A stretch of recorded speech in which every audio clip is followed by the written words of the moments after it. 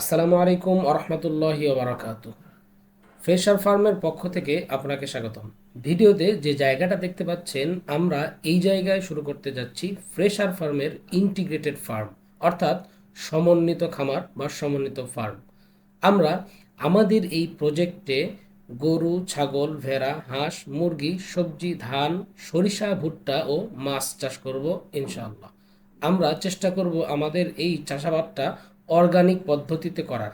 বিশেষ করে গরু, ছাগল, ভেড়া, হাঁস, মুরগি, সবজি এই চাষাবাদগুলো এবং মাছ চাষের ক্ষেত্রেও আমরা অর্গানিক পদ্ধতি ব্যবহার করার সর্বাত্মক চেষ্টা করব।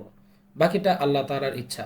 আমরা যদি সফল হই ইনশাআল্লাহ, তাহলে আমরা এই অর্গানিক পদ্ধতিটাই ধারাবাহিকভাবে চালু রাখবো ইনশাআল্লাহ। এবার আসুন আপনাদেরকে আমাদের পুকুরটা দেখাই।